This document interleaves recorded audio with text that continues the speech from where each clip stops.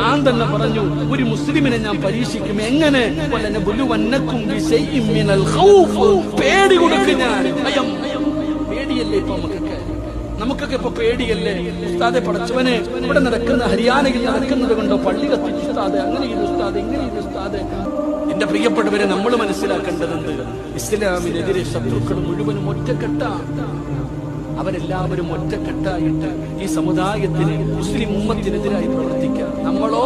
നമ്മളിവിടെ കടന്ന് തമ്മിലടിച്ചുകൊണ്ടിരിക്കുകയാണ്. അല്ലാഹു ഈമാൻ നൽകുമാറാകട്ടെ. മഴ പെയ്യുമ്പോ, മനുഷ്യനൊരു പ്രയാസം വരുമ്പോ പള്ളി വരും. പള്ളിക്കകത്ത് പൂക്കുറ്റിയടിയാണെങ്കിൽ അവിടെ പോകും. ഒരു മുസ്ലിമിന്റെ പ്രയാസം മാറ്റേണ്ടത് പള്ളിയിലാണ്. ആ പള്ളിക്കകത്ത് തമ്മിലടിയാണെങ്കിൽ നമ്മൾ ഇവിടെ പോകും.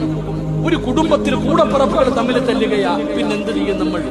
ഈ മുസ്ലിം ഉമ്മത്തിന്റെ ഇന്നത്തല്ല നമ്മൾ ആവശ്യമില്ലാത്ത സംഘടനയുടെയും അതും ഇതും പറഞ്ഞിട്ട് തല്ലും ബഹളുമായിട്ട് നമ്മൾ നടക്കാം. നമ്മുടെ പ്രശ്നം പരിഹരിക്കാൻ ആളില്ല.